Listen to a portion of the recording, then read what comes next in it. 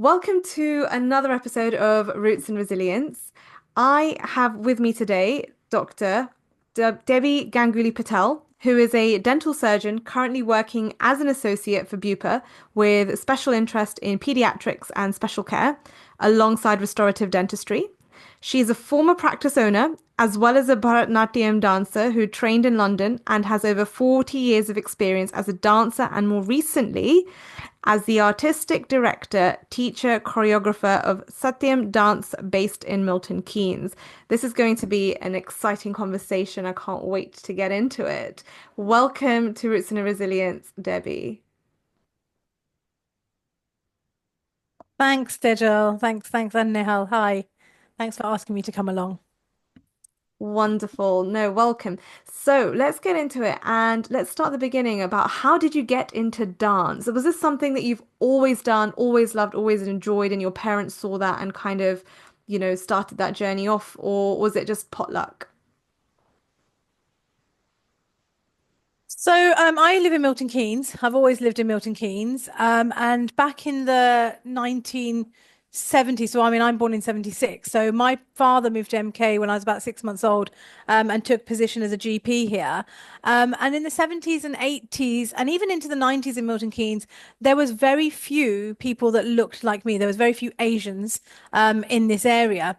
And I think my parents were very, aware of that and of the possibility that we would sort of become unrooted. We wouldn't be sort of fixed to our roots or our Indianness.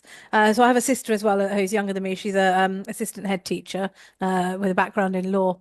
And basically, my mum, she had a music degree from Bishvarati, which is Rabindranath Tagore's university in West Bengal. So she had actually had a music degree as well as English. My father was a GP, and Bengalis generally are very into their arts and culture and music and all of this stuff. Um, I started dancing first time round when I was 4. So there was a South Indian GP, not GP, sorry, I think either GP or hospital doctor, but there was a South Indian doctor here whose daughter had had her training in Birmingham with Chitralekha Bola. And at that point, the only big schools were Chitralekha Bola in Birmingham, Bhavan in London, which originally started in Oxford Street in London and ended up in West Kensington, and I think also Pushkala Gopal, who is on the east side of London. And those were the big main ones that were probably in the close proximity to Milton Keynes. So Indra Didi, she had learned from Chitralekha Bola and she'd started teaching in Milton Keynes. And I was 4 years old and I went to my first classes. And I think 4 is a little bit young to go straight into Bharatanatyam. Now we're aware of that. Now, when I teach a 4-year-old, I don't teach them straight into Bharatanatyam. We look at movement and we look at musicality, rhythm, and all sorts of other things. But back then, there was no official syllabus for Bharatanatyam. It was still taught in the very traditional Guru Shisha manner. So from the age of 4, you were doing the same thing as the 10-year-olds and the 15-year-olds and everybody else. So I think it was a little bit difficult for me, getting up early in the morning, going to Woughton Leisure Centre and doing this. And then eventually, Indra Didi got married. So that happened within a few years of me starting. So I didn't have that many lessons with her. So then there was a big sort of hiatus, no dance at all. And slowly you could see the Indian population increasing in the Milton Keynes area. So by the time I was about 9 or 10, there was a group of Indians, mainly Gujarati, some Bengali, because a lot of the doctors are Bengali, a few South Indians, that had created this group called Sanatan Dharma Vedanta Mandir.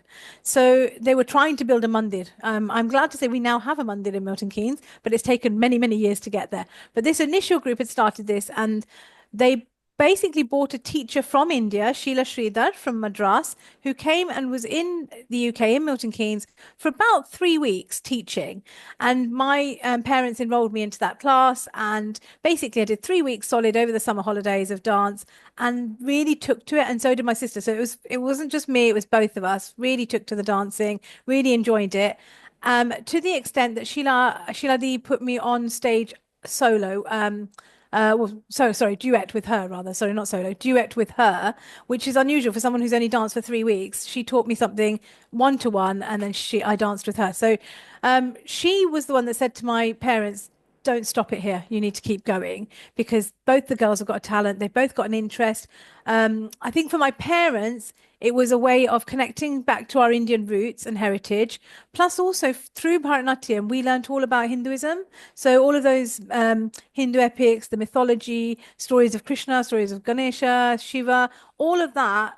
Apart from our parents teaching us, and often you don't really listen to your parents, you're kind of like, yeah, yeah, yeah. What are they saying? You just kind of in one ear out the other. But it rooted it back into us. So basically, I shouldn't say that, but they're not here anymore. Basically, my parents then looked at, okay, which is closer, Chitaleka Bolas in Birmingham or Bhavan in London? And I think they felt more comfortable driving to London, although I think Birmingham might be marginally closer. They actually felt more comfortable going down to London. And the trip to Bhavan from us, which I took yesterday, is M1, M25, M4, straight into West London, down the Talgarth Road. You don't even have to go left or right. You're there. You're at the Bhavan. I think there's one right turn into West Kensington, onto the North End Road. That is it. Everything else is straight. So I think for my parents, yeah, that's easy. So initially, my dad started driving. I'm not even sure. I think my mum had only just got her driving license actually at the point. So for her to drive to London, that was a big deal. So we started driving to London. I remember the first time I met Guruji, Prakash Yadagude, that's my guru. And I felt quite sure of myself because I'd done this dance with Sheila Didi. It was Alaripu, the first dance that you ever learn.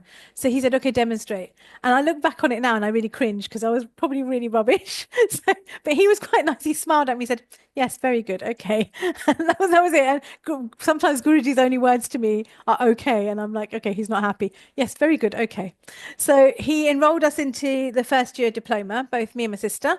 So that would have been actually, me and him were trying to work this out yesterday. I think it's probably about 1986 probably, or 87. I'm thinking I was about 10 or 11.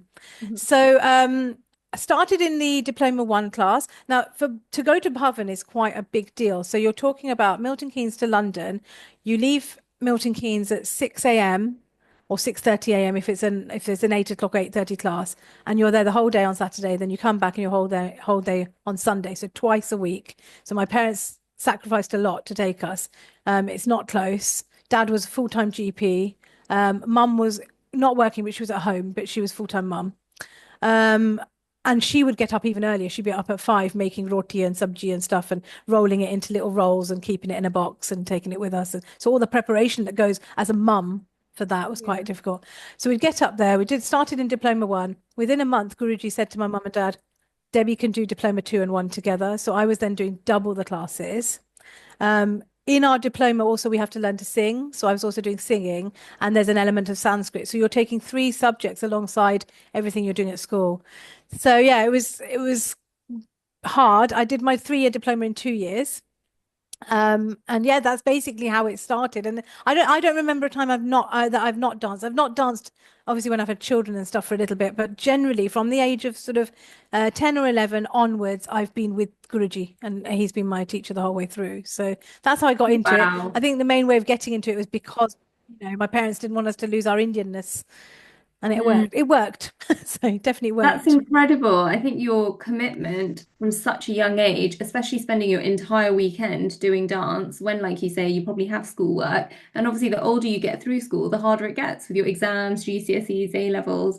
So, do you think it was that creativity that you always had in you that inspired you to choose dentistry, or how did that happen? So that I did fall into by accident, by the way, dentistry. So it's interesting. It's interesting to say about spending the whole weekend there and studying. There is not a single student of Guruji's. So I was Guruji's ninth Arangetram, and then he's done hundreds. I mean, we're talking about nearly 200. There is not a single student of Guruji's that has not finished a university degree. Some of my friends from dance are consultant anesthetists. They are lawyers. They are even Guruji's own son is a GP, and he was BBC Young Dancers finalist. And his other son is an engineer and a singer. So I think from our guru it was instilled as well, because our guru has also got a physics masters as well. So education, there was nothing, there was no doubt that we had to be educated. They've got a library upstairs in Bhavan, so every single student sits there studying in between classes. So it's just one of those things. In terms of dentistry, gosh, so I wanted to be a medic, which a lot of dentists say, don't they? So my dad was a doctor. I'd applied for medicine. I'd got a place for medicine as well. But just after my Arangetram, so I did my Arangetram in the September of the upper six. So spent the whole summer dancing. I'm not sure, and now in hindsight, that was such a good idea. So I don't encourage my students to do it then because you never know what's going to happen. In the December of the upper six, we had a massive car accident. My mum was in hospital in Oxford for the rest of my upper six.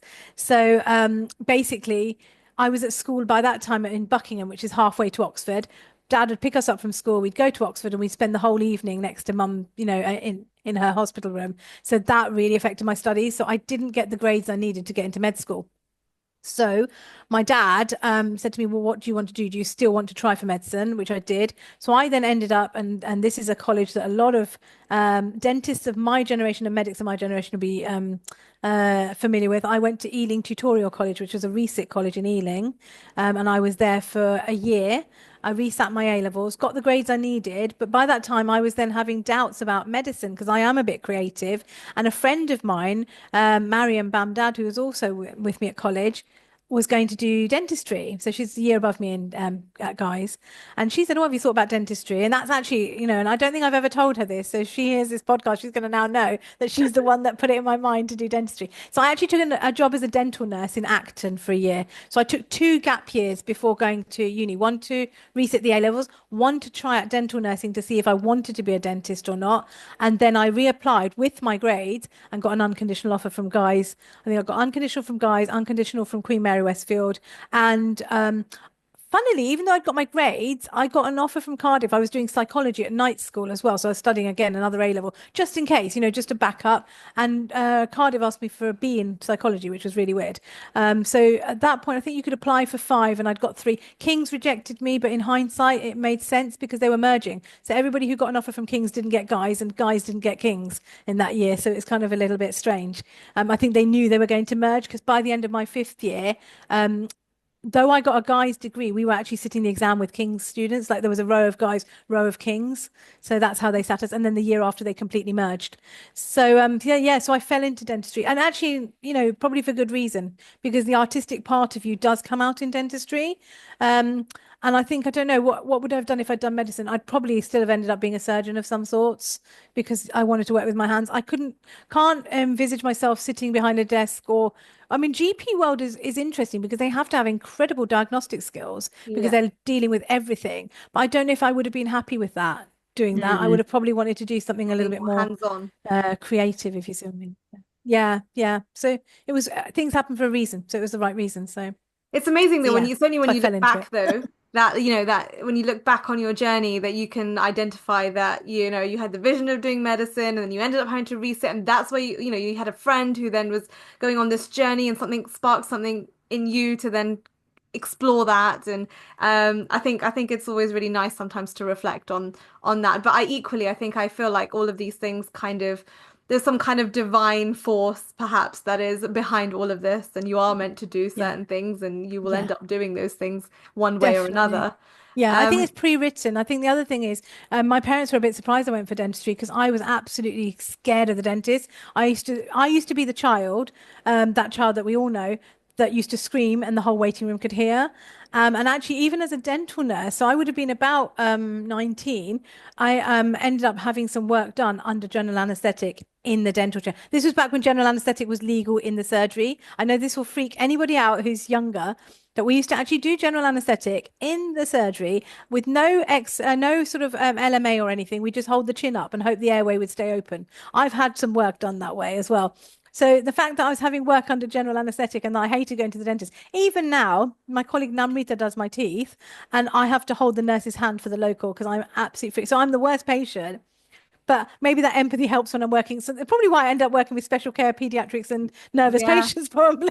Yeah, So yeah, yeah, yeah, yeah. Actually, I think when you've had that experience firsthand, generally you can empathize with that cohort of patients, and you can yeah. definitely help alleviate their anxieties. And so, so did dance feature throughout your university life, and was dance an ongoing part of your life? Yes, And sort how? of. How did it? So yes and no. So when I was resitting my A levels, Bhavan is very close to Ealing, and I had my car, so I was still going to see Guruji, 1 to 1 because I'd already done my Arangetram. I'd finished that And, already. and what is the Arangetram for our Uh, listeners? Okay, so Arangetram is the ascension to stage. So there's a lot of sort of like controversy about Arangetrams now. Do we need them? Do we not need them? Traditionally, it's almost like a graduation ceremony. So basically, it is a uh, full margam. Margam means repertoire. So it's a full performance of every single piece. Mine was about 3 hours long. So you're dancing solo for that time with live musicians usually. It's almost, in terms of cost implications, it's almost like a wedding, or can be at that level. For me, mine was in West Kensington on Pavan's stage. So the same stage that my students were dancing on yesterday Who's was the funding this, stage. by the way? Parents. Wow, that is a huge Yes. commitment from It's the a parents. massive commitment from the parents. Yeah. Yeah. They funded that and then funded a wedding as well. So, so and then with my sister, she also did hers as well. So, so yeah, it's a huge commitment.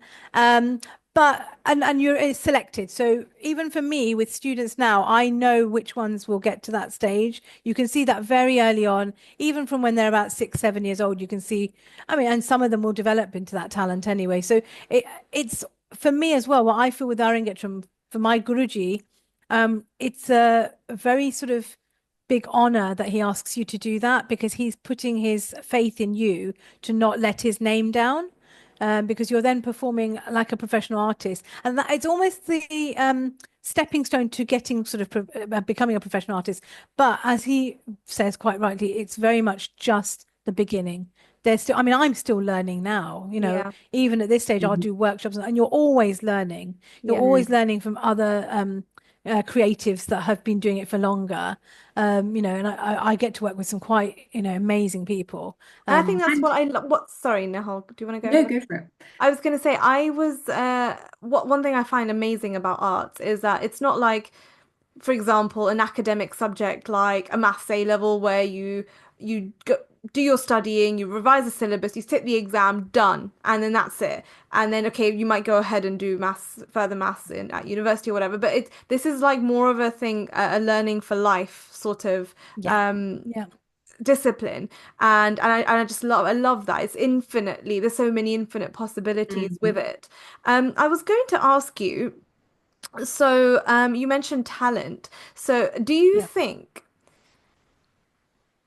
with dance that you need a basic amount of natural talent that you can build on, or do you feel like this is a skill that anyone who has an interest can nurture and develop? I think anyone can do it. Anyone can dance, and it doesn't matter what age. So, I'm really, really lucky in that I don't only teach children. So I've not only got sort of my youngest of four. I don't just only teach children. I also have some incredibly dedicated adult students who perhaps never got the chance to dance for whatever reason. So I've got a whole load of beginner adults, and then I've got a whole group who have danced when they were younger, left it, and come back to it. And there are some students, you'll see them, they'll be natural. Immediately, they'll sit in Aramandi. Aramandi is the turnout position that we sit in, a little bit like the ballet plie. So in Bharatanatyam, there's a basic position where we sit and you're squatting, but knees out to the side like a ballet plie. So some of them, they'll sit in Aramandi the first time and you're like, wow, that's amazing. Look at that turnout. Then there are others that struggle a little bit, but you see them develop. And I think that's the most wonderful thing. I've got some girls who started with me at the age of 5 or 6. And yesterday I was watching these girls dancing on stage, representing my youth company. They're now 13, 14, 15 sort of years old, that sort of age group. And I've seen them develop from that young age to where they are now. So I feel that anybody can dance as long as you've got a degree of musicality and rhythm.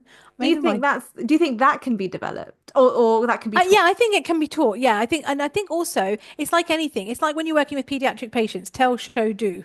Okay, Mm. that tell, show, do applies anywhere where you're teaching. So similarly with children when you're teaching them, and you have to have that approach. So for example, I think what works for me because I'm born in the UK and I can relate to these kids who are also born in the UK, it sometimes makes it a bit easier. So for example, there's one step where you put your heel in the front, stamp the foot, cross behind. So normally teacher would show it maybe once and then use the solo te yum datta te yum taha like that. for me, if they can't get Dayum Datta Dayum Daha, they're not fitting with the syllabus, I'll make it into a bit of a rap. So I'll go heel, put the heel to the front, stamp the back foot, cross behind, stamp the front foot, heel to the side and stamp, heel to the side and stamp. So by doing it that way, relating back to them, they're like, okay, yeah, we get it. And only thing I've got to be careful is I don't start doing that on stage and start heel to the front, stamp the back foot. I don't think that will go down that well. But Debbie, you'll be starting a new trend. yeah, I know it'll be like a rap version of Bharatanatyam. So, but it's just like relating to them. So another thing I sometimes do when they've got to bring the hand in front of them, I want them to visualize things. So if they've got to bring their hand in front of the chest and then they have to turn the hand, and all of my students know this one. I say, okay, it's like you're taking a box off the shelf and you're opening the box and looking inside, but you didn't like what's inside, so you put it back on the shelf. So now they're just like, open the box, put it away, open the box, put it away. So it's like almost taking that and bringing it right down to their level. So then you can teach them. It's doable. You will get some people that have no rhythm, like my father had no rhythm. Sorry to say, Dad. So wherever you are, but he just loved watching dance. So but yeah, generally I think it can be taught. I think you have to really take that time, because there are some students, and that's the same with anyone, like even if you've got a patient coming into the surgery, sometimes when you're doing a treatment plan for them, you might have to explain that treatment plan in several different ways: drawing, writing, videos, send them an email, send them so similarly with dance, you have to sort of, if one student's not getting it, take it back down to their level again and change the way you're saying it to bring that out. And that comes in the communication. I think my dance has helped my dentistry communication, my dentistry's helped my dance communication. They both work together. That's brilliant. That's really, really interesting, actually. Sorry to interrupt, Tejal. So in terms of the dance and dentistry, I think that's something that really fascinates us. That what do you think kind of builds from each, and what do you take from one to the other? So you mentioned the communication, that actually communication has probably improved in dentistry with patients, because clearly you have to be so imaginative when teaching the kids. Do you feel like there's other things and skills that you've picked up, or any skills that you've strengthened because of your dance in dentistry, or vice versa? So just thinking about that really. Organization. I mean, to be fair, as being a teacher and running a dance school. So when I first started the dance school in 2016, it was just one student in the living room, and I still had a practice. So I was still running and it was an award-winning private practice that I had. So because we got awards for work with children and community care. Um, and then by 2017, I'd got one class a week. And then right up until 2021, I was still working full time as a dentist. So you had to be really organized, because at the end of the day, I had to not only be organized for running the business, but also doing my lesson plans. So all of that would have to be done and they're all sitting exams, they're sitting grades. So now, I mean, 20 years, well, no, more than 20 years now, I think. So I did my Getram in 1993. Okay. So it's been 30 years, right? So in that time, Bharatanatyam and Kathak have both become recognized by the ISTD. Now, the ISTD, the Imperial Society of Teachers of Dance, was around when I was little. I did ballroom and Latin exams for them. And I did, I think, one ballet exam with them as well. But Bharatanatyam and Kathak and all of these South Asian dances, and the other South Asian dances haven't quite got that recognition yet. But Bharatanatyam and Kathak, which were the main two that were in the UK, didn't have recognition within the UK. So if you went to a ballet teacher and said, I've done Bharatanatyam, they would not know what that was. They knew what it was, but they didn't know what level you were, because you didn't have grades. Now the girls can get grade 1 to 6 in Bharatanatyam. And if they have their friend who does ballet and their friend goes, oh, I'm grade 5 ballet, they can go, oh, I'm grade 4 Bharatanatyam. And it's the same, and it means something. So all the way through, while I'm working with having the practice, working, I've been doing those grades with the girls as well. And that takes a lot of work. I mean, every teacher has their own approach. I have a Google Drive, which has everything on it, all the material, videos. I mean, my husband is often in my studio and I'm like, can you record this? Can you record that? And I'm dancing and he's recording so I can upload it on for the girls, because I have tried working with my senior students and my daughter to do the videos, but they're still not perfected themselves. So for somebody to follow you, it's better that you're on the video. So all of this goes on in the background. So I think organization skills for me have had to go to the next level. I then decided to sell my practice in 2021, which I have, often people, dentists especially, will ask me, do you regret selling your practice? Did you actually like having one? I'm like, I do not regret selling the practice at all, because I've learned from it. I've grown with it. I've got a lot out of it, but I had come to the point where I finished. I didn't want any more. I don't want to do that anymore. I'm quite happy doing my dentistry. I'm quite happy let Bupa take all of the slack for anything else, like buying materials and staffing and all of that. I just want to go to work and come home. I sold not because of dance only, but my mum was terminally ill as well. So there's a lot of things that just sort of pushed me to sell. I felt I'd missed out a lot on the children growing up and stuff because, you know, when you've got a practice, you may be clinical 3 days a week, but you are full time and then some. You know, there are times where I was up till 3 in the morning doing compliance or payroll or whatever it was that I was doing. So, you know, it comes a point where you get to, and you just say it's enough. Enough is enough, really. You don't want to do that anymore. And you miss out on stuff. Were you going back to just to delve a little bit into your practice Yeah, go for it. ownership experience? Yes. Were you a sole owner of your Yes. practice? And what was it Yes. like? Can you tell us share a little bit about what it was like being a female business owner, Asian business owner? Yeah. Yeah. Uh, It's really interesting actually. So I went from in terms of experience before I bought the practice, I was very young when I got my practice. I was probably 33 or 34, I think, roughly. So it's quite early on. So background wise, I'd done a year in VT with what is now Roderick's, but it was before they were Roderick's. It was only when they had their first 3 practices. So I was with Steve Brooks, who's now retired in Northampton. I then went from VT. I needed to find out more about myself as to what kind of person I was, because I don't think university arms you for 40 patients a day, you know, and certainly now, I mean, I have taught at KCL for a little bit. I think a lot of the training, obviously you get the basics at university, the younger dentists now, but a lot of it is done on the job when you get out there and you're like literally baptism of fire, you know, you just go for it. And the NHS was a very different animal when I was in there because it was fee per item. So I wasn't grappling around for UDAs. I was like fee per item, and even then it was hard. So did my VT, then went to Bedford, what was PCT back then, to do community dental for a year, MFDS training. From there to MaxFax, from MaxFax back to community, but then as a senior dental officer running spinal injuries dental. So I already had a lot of experience in terms of budgeting, how to organize myself. I set up spinal injuries at Stoke Mandeville from scratch. So the task was, when I took the dental officer job, this is this room we have designed it. You're going to have to oversee the chair going in, all of the stuff going in. So I think I got a lot of experience just from that, which helped me as a practice owner. So did all of that. I had to budget for a Lyco hoist to go in, and I had to learn how to treat spinal injury patients. So that was a bit of a sort of like, you know, thrown in at the deep end type thing, because spinal injury patients, the dentistry is easy. It's the management of the medical side of things, because they can go into shock. There's all sorts of things that can happen. For example, they could be sitting on their catheter, not realize, and they go into something similar to a cardiac arrest type thing. So I had to learn all of that on the job. So I set up a system where I was basically doing a ward round in the morning, because they're often not ready to come to the surgery. They can't get there at 9 because they have to do all the dressing. They have to have bowel evacuations, all sorts of stuff that goes on in the background in the spinal patient. So I'd do a ward round first, then I'd come down and they'd come and see me. So did that for a couple of years, by which time I got pregnant with Ishani. And then I went to general practice again. So because of having a baby and I was in a senior post 3 days a week, I found myself mainly at meetings. So I was kind of doing like meetings on clinical governance and stuff like that, but not enough clinical. And I was 28. So I thought at that point, I'm too young to de-skill that quickly. Anyway, there's an element of de-skilling. And the CDS bods are going to throw something at me for this. There's an element of de-skilling in the CDS from a clinical perspective, but not from a behavior management perspective. So they have a lot of experience outside of our general normal stuff. So at that point, I thought, okay, I'm going to go back to general practice. So I got a job in Leighton Buzzard with a friend who was an ex-CDO, SEO at CDS as well. And all the CDS guys going, you're going to hate it. You're not a general practitioner. You're a CDS dentist. You're going to come straight back to CDS. Did a couple of years with him.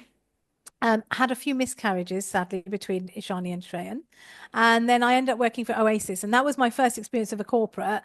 And at the time, Bupa is a very different corporate to what Oasis was. I didn't really enjoy it. And I thought, that's it. Let's just buy a practice. My father had left some money because he passed away 2003. So before I'd even had kids. So he'd left me some money. I thought, let's buy a practice. As a female practitioner, so I've digressed a little bit. I'm very good at that, by the way, just so you know. So, just like gone off on a sideline. As a female practice owner, it's funny because I have a lot of female practice owner friends. And I think one of the things, there's a big network, isn't there? Women in Dentistry network. Yeah, And even at KCL, they've got a women in dentistry thing. I was correct. actually going to Yeah. give them a bell and say, "Do you want me to come down? I'd love to chat to you." Basically, is it different? What's different about being a woman in dentistry is the fact that you have got children to look after.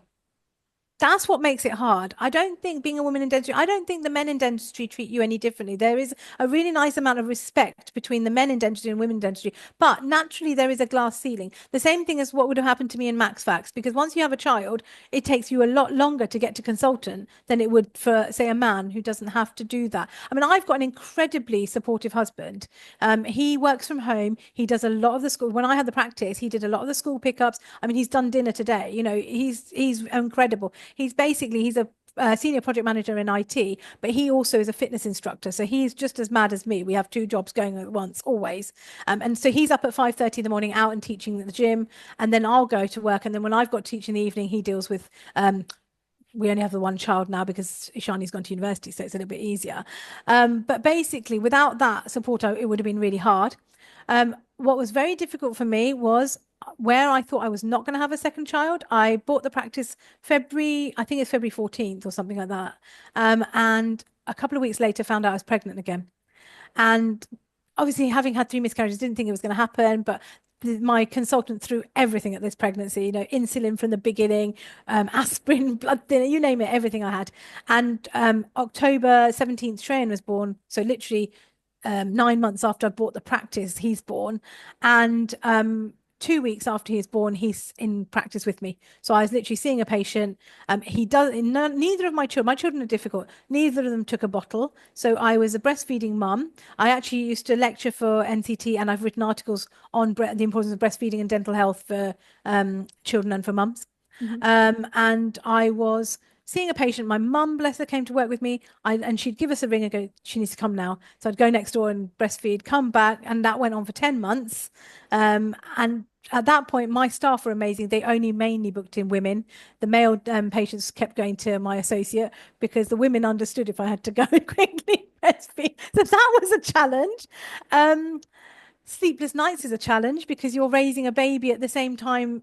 The day after Shreyan was born, our payroll used to be 18th of the month. So 17th he's born. I was sat in the hospital and I had to stay for 4 days because of my diabetes. They put the child on an NG tube and stuff. So I'm sat there holding Shreyan in one hand, doing payroll with the other hand in the Debbie, hospital. I'm just going to pause you there for a second because like just getting a little snapshot into what you've gone through is just absolutely um inspiring in terms of how you've juggled not just for a short period of time but for so like for as long as I can until now, like juggling so many balls in the air, and it feels like that's something that possibly you thrive on in a sense. I don't know, like it just doesn't seem like, oh, Maybe. you did the juggle, like you had a practice and you had a young family, you had a baby, and then some people would say, you know what, like I'm not doing anything like that again. But then you went on to set up a dance school Yeah. while you had a practice, and it Yeah. seems like this juggle has always consistently been a part of you. Um, Yeah. I think I what is it attract that it. drives you? Like, what is it that's motivating you behind all of this? So, firstly, what doesn't kill you makes you stronger. That is definitely the truth. What motivates me? What motivates me to continue with dentistry at the moment, because I only do 2 days a week, is school fees, I'm afraid. So, it's as bog standard as that. My son is at Bedford School. It is up there in terms of the amount of money you pay for it, with Stowe, and not as far as Eton, but Stowe definitely, and all of those, schools like the Dulwich College and all of those guys. So at the moment, what motivates me for dentistry, I enjoy dentistry. I still enjoy it. I am looking forward to retiring. I keep threatening my husband 4 more years, I'm out. But yeah, obviously, we've got to work to feed yourself. Dance does not pay the bills. So for anyone who wants to be a dancer, don't just be a dancer. My youngest wants to be an actor, and I told him you need to do English and drama, not just drama. You need a fallback. And I think anybody who doesn't have a fallback in the arts, who's going to do performing arts, is being foolish. You need to have that. Even if it's waiting tables, you need something. What motivates me in dance is through dance, I'm keeping what my parents enjoyed alive. I think the biggest satisfaction when you're dancing was the look on dad's face or mum's face when we were dancing. That pride, that enjoyment. They really went to so much trouble to give us that. When I trained my daughter, so I'm not my daughter's Guruji. My Guruji is my daughter's Guruji. So she's had the same teacher. And the reason for that is I don't think it's very easy teaching your own child. She dances for me now, so she dances in my company now. But um and I did the same sacrifice because my parents had done it. I felt like, how can I not do it? So we also did that Saturday, Sunday drive with a practice. So it was like absolute nightmare. So literally 9 to 5 work, Monday to Friday, and then we'd be up to Puffin. And again, this is when when my husband came in, because I don't like driving motorways particularly. He would drive us up and he'd sit in the car with his laptop while we went and danced and came back out. I had a hiatus from dance. I think I mentioned to you before, Dejel, that between my daughter being born and my son and her turning about 8, so she was 5 when he was born, so another 3 years, I actually didn't dance for a period of time because of the miscarriages and stuff. So I actually went back and did my diploma again with when she did it. I think what drives me with the dance is definitely that, it would be a waste. All of that hard work my parents put in, the sort of blood, sweat, and tears they put in to put us through dance, it would be a crime if I didn't dance. What does it And I do for enjoy it. you? What does it do for you, like when you dance or when you teach dance or when you create something? It's just like a release. I mean, my colleagues at work, my nurse will often say, "I can't believe you're finishing work and going straight to class," because I'll literally go to work at 9 on a Monday. And my practice manager is amazing, Bupa. She's so supportive. Like, so I work 9 till 4. I'll be out by 4:30, but I go straight from there to class because I start at 5:30, and then I'll teach till about 8 and then go home. And they're like, "How do you do it?" And sometimes there's some days where I finish my last patient, I'm like, "Oh, I've got to teach." But once I'm there teaching and the children are enjoying and learning, and then seeing the product of that teaching on stage, that's what motivates me and drives me to do it. It's when you see them, and each group, they've got their own little characters, the kids. So it's really, and the adults as well. So it's just really nice working with them and seeing that end product and seeing the looks on their parents' faces, which are sort of the way that my parents would have looked as well. So that, I think that's what motivates me and keeps me going with the dance stuff. And I think when you're dancing, it's just like a release. You don't think of anything else. I think there is something therapeutic about it. I feel like it, and I think that there's a beautiful quote that I've come across where something about, about basically as a there is some the last line is about is about a woman, but the last line is like there's a dance floor who healed her. I don't know if you know which one I'm talking about. I'm gonna I have to don't know fish the it quote, out. but you will have to send it But to me. But I'll send it to you. But I it's get that though. It beautiful. is It's basically healing. how it's actually can be such a healing It is. place. It is definitely a healing experience. And I think, and we know that because we know that dance works really well with health. I mean, Academy are doing a lot of work at the moment with sending South Asian dancers into Chelsea and Westminster Hospital and stuff because dance and health. I mean, I've personally been into nursing homes and worked with dementia patients, dancing. I've also been in doing education stuff for dentistry, so I've done both. But there is a healing aspect to dance, definitely, and to the music and Mm. to movement. I also feel it brings me closer. So I'm not a religious person. So I'm not the person that if you said to me, "Oh, it's Shivratri next week," or I'm not the person that will go to the temple and do puja and stuff. But I do that through my dance. So I might do like in my studio a piece on Nataraja or something, and that's me a one-to-one with God rather than going to the temple and doing it. So and my parents weren't big temple goers. They might do Durga Puja because that's such a Bengali thing, but that's more social, I think, more than anything. Mm. But But for me, that that's dance the was it. beauty. That's the beauty, Debbie, that you can embody your religiousness or religion through an expression through dance. Yeah, I yeah. experience it that way, and I think that's really, really beautiful. I mean, I'm just in awe about how you juggle practice, kids, dance academy. This is actually incredible. And what do you ever then kind of how do you set boundaries when you're kind of running a business? Where you're running this academy and seeing patients, and obviously you want time for yourself and your family and your relationships and friends. How do you handle all of that? Yeah, I think it's actually quite difficult. So, you were saying about, juggling and everything. I think I'm one of these people that attracts that because I just do it to myself probably. Um, I don't know if that's actually a really pathological thing or not. I'm actually doing this to myself. Um, I think you just find the time. I think it's really important to find the time for people around you and your friends and stuff. So my best friend and she's also a dentist. She will talk to me like on her way to work on a Tuesday and Thursday, because those 2 days she's in practice. She'll give me a ring, and I know she's going to ring me at 8:30, so I always make sure I'm free. And we've done that for years. Then that's our special time, just mine and Hina's special time. I've said her name now, but there you go. So mine and Hina's special time, and then I've got my other friend Priya, who I've known through dance school. So Priya and I went to Bhavan together. We went to Ealing Tutorial as well, a year apart, and we were at Guys together. So I've known her since we were like 9. I was 10, Wow. she was 9 or something like that. And she and I will speak like randomly in the middle of the day sometimes. She's now she does a lot of compliance for Appeline. So she works for Appeline as a compliance officer. She also had a practice. It'd be interesting to find out what her experience was as a female practice owner. But so it's making time for people. I think that's really important. Whether I make time for myself, probably not. But right now I don't need it. I like doing artwork, so I do spend a bit of time painting and crocheting and stuff like that. As if, I mean, if it But sounds I like don't have time. as if When you do you have do loads that? of time. Debbie's probably doing that at 2 a.m. But Yeah, no, probably.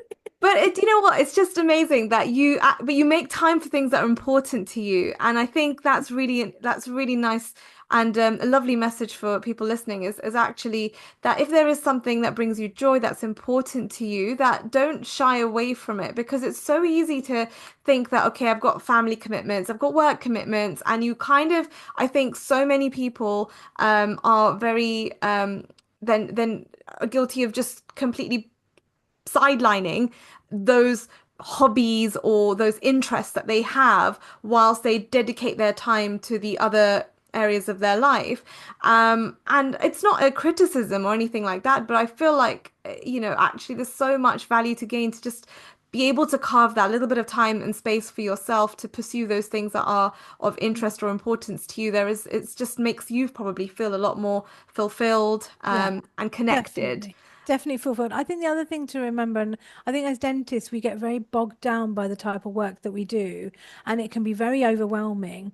Particularly, I mean, not just for practice owners, for associates as well. I read a lot of the stuff on the For Dentists site, on Facebook, and I see like people struggling and getting worried about complaints and this, that, and the other. And currently in a sort of timeline where there is a lot of complaints and there is a lot of that sort of threat of litigation. And one of the reasons I found practice stressful towards the end was the threat of vicarious liability, where I hadn't actually seen the patient, but there is that threat sort of sitting there looming in the background. And I just thought, not that I'd had it, but I think I was hearing a lot, of stuff. And I'm thinking, oh gosh, this is getting too much now. And I think people don't take the time to do stuff for themselves.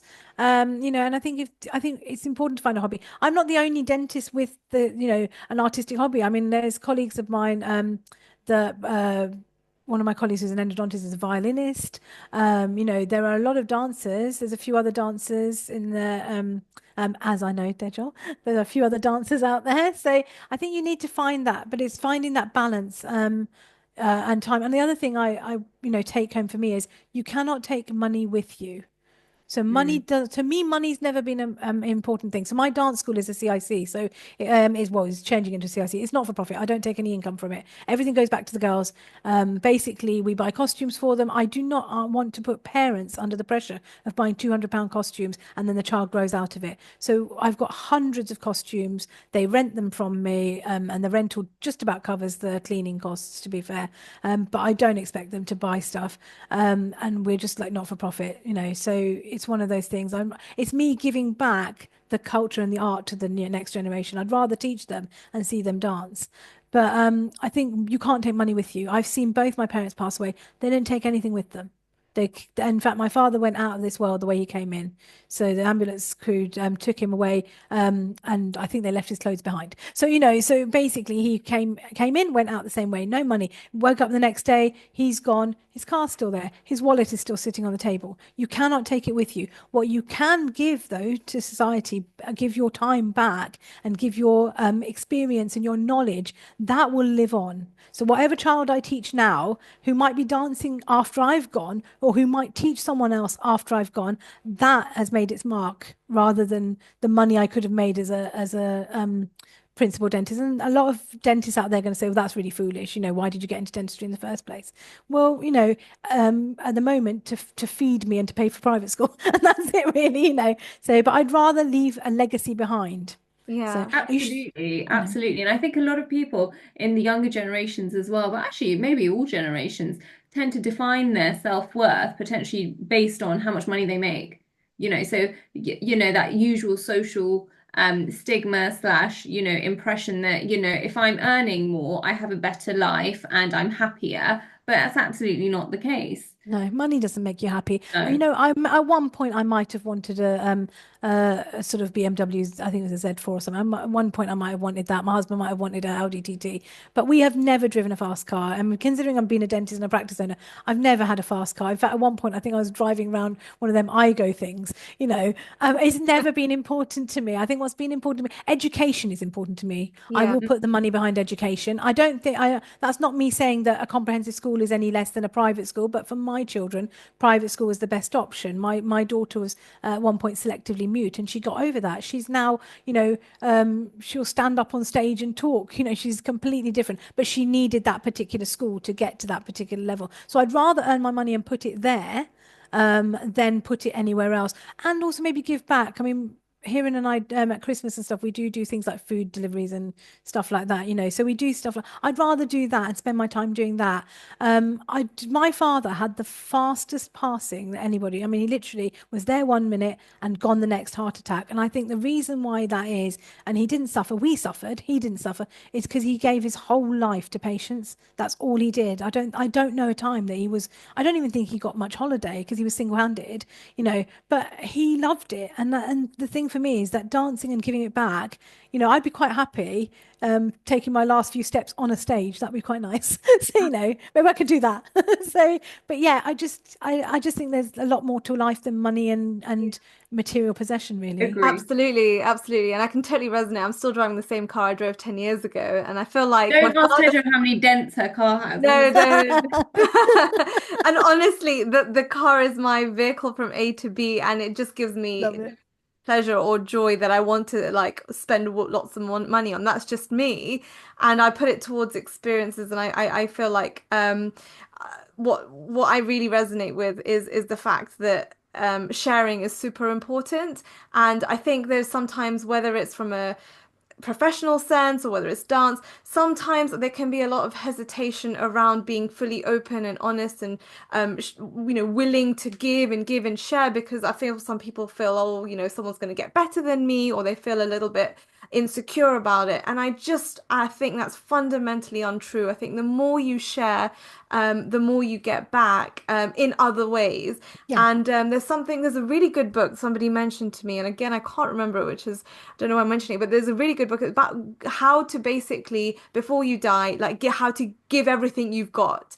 And just to give everything you've got, whatever it is, whether it's knowledge, whether it's money, or whether, everything you've got, how to kind of give it all before you go, because, that is part of your legacy, right? Yeah, Um, definitely, definitely. I think that do I think I've just been very lucky though in my life, because not everybody has a lucky life, but I've been surrounded by people who are really generous. And I don't mean financially generous, but they've been generous with their time. So like if you look back at, say, my Guruji, for example, he's incredibly generous and he gives all of his knowledge without expecting anything in return. And same with my singing teacher, my late singing teacher, she was the same. And I've seen my parents do the same sort of thing. So I've been really lucky, and I've kind of learnt by example in that sense. Yeah, So, and I it's just, so true. But these examples that you've had, these people who've had a huge amount of influence in your life that you've been surrounded by, like it's amazing how much you kind of imbibe from their sort of cult, their characters and the values that they have, and then how that kind of, you know, becomes a part of you, and how then you're, yeah, passing that on as well, which is really beautiful. Debbie, it's been so wonderful thank speaking you. to you about your journey and just a little sort of insight into your dancing journey. I'm really excited for what else is in store for you from on that perspective. Do Thank you you. have a vision for your dance Oh school gosh. at the Yeah, I mean, it's growing as a school, and So now, where it started as sort of one student in the living room, there's about 50 or just over 50 students. But alongside, I'm running a youth development company as well. So there's 11 to 19-year-olds who I'm developing slightly differently. So they have their class and they have their development. Plus, there is also a company on the side. So I have actually got an application in at the Arts Council at the moment for a piece of work. So waiting to hear on whether that's successful or not. Arts Council, it's not easy now to get funding because, money's not there that readily.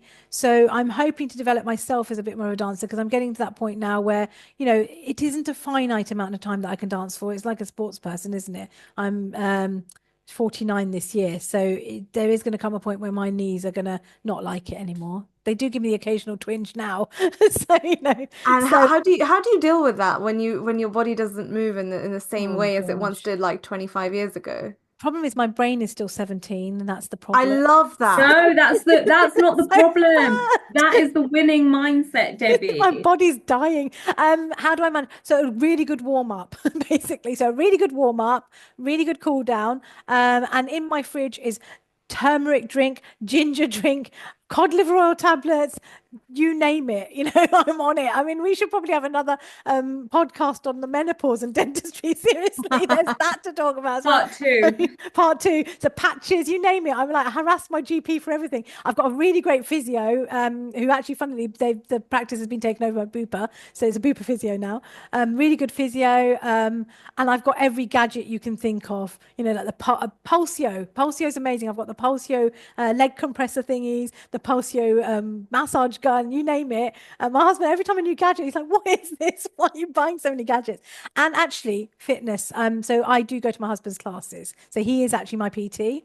So I think it's quite important, especially the diabetic, because that weight gain is, and actually that I let myself go. So the time that I wasn't dancing was when the diabetes took hold. So I was diabetic during pregnancy, didn't dance for a while, and by the time I was 39, because both parents were diabetic, I was then diabetic. Now I don't think that's something, even if I lose loads of weight, they talk about reversal. I'm not sure whether I'd be able to reverse because I've been 10 years now and family history is too strong. So, so I think it's that keeping it at bay because I do have moments where I panic and I say, oh my God, I'm going to have a heart attack. Both my parents had heart conditions. So one was heart attack, one was cardiac failure. And my husband goes, no, but you were actually exercising. You're very different to that generation. So he keeps having to convince me. But yeah, fitness. So I do go to the gym at least when I haven't got rehearsals twice a week, at least, if not 3 times. Probably not enough. I probably could do a bit more. So yeah, all of those things really to try and stop my knees from seizing up. So Brilliant. Wow, that it is did click today. absolutely I was rehearsing today and it gave me a bit of a click. I'm dancing with one of my senior students for Shivratri next week, and it did click out a little bit. And she's like, "Oh, she heard it as well." So that was a second. My left knee is not great. Debbie, you're doing great. You're doing great. What you've shared has been super inspiring for us and our listeners. I think what I'm going to take away is that, just give everything you've got because you just don't know, how that's going to shape somebody, what it's going to do for them, and is there a particular message that you want to share with our listeners as we wrap up? Um, Time is not infinite. So whatever you want to do it now. Don't wait till tomorrow for what you can do today. Just do it. Otherwise, even if that means traveling, just do it because you never know what's around the corner. People are not there forever. And make sure those, like your relationship with your mum and your dad and stuff like that, tell them what you want to tell them now because you can't sometimes. So Yeah. Thank you that's it. That's so that's the really much. message. powerful. Thank you so much. You're It's all literally a right. bubble of energy and enthusiasm and Thank amazingness. you. Thank you for inspiring us. And I Thank just want you. to, I'm going to end up because I found that quote that I Oh mentioned yeah, before. go for it. And it says, behind every dancer, there's someone that broke her, a song that moved her, a moment that inspired her, and a dance floor that healed her. And I think that's really true for anybody who has any background with dancing. Definitely. Yeah, I agree with that. That's a nice one. You'll have to send that to me, I will Dejo. send it I over might to have that you. put in my studio. I'll So, send it to you now. Take cool. care, Debbie. Thanks, Bye. Tejo. Thanks. Bye.